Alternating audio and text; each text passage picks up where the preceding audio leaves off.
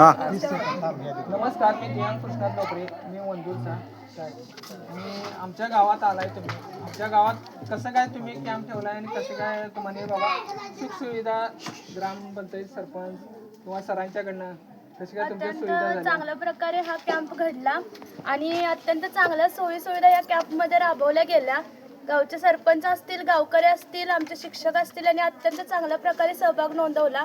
आणि आजचा शेवटचा दिवस आहे तरी आम्हाला गावातून जाता येत नाही, पाऊल आमचं निघत नाही. इतकं मोठं सहकार्य केलेलं आहे आणि आमच्या पालकांच्या प्रमाणे यांनी आम्हाला जपण्याचा प्रयत्न केलेला आहे. आणि नियोजन म्हणला तर शेवट नियोजन केलं एवढं बोलतो. Okay, thank you madam. आणि ह्यात नवीन चालू आपल्या गावच्या सरपंच गाडगे मॅडम, सर्व आपले NSSचे स्टाफ, शिक्षक, प्राध्यापक सर्वांनी आम्हाला बहुत चांगलं प्रोत्साहन दिलं. आमच्याकडून भरपूर कामे करून घेतली.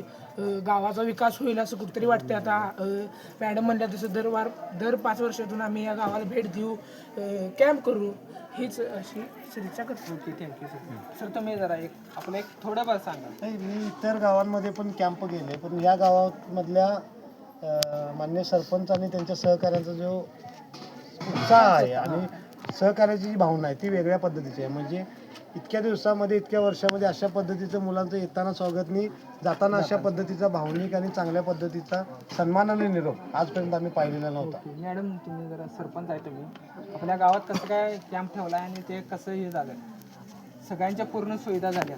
मी 2021 आमची नवीन ग्रामपंचायत आली.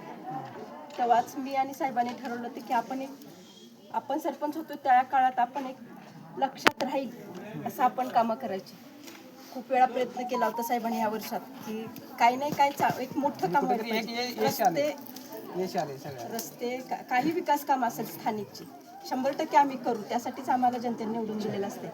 पण एक नवीन असं काम आमच्या दोघांचा एक इच्छा होती किंवा एक आमचं एक ध्येय होतं ते आज पूर्ण झालेलं आहे. ओके.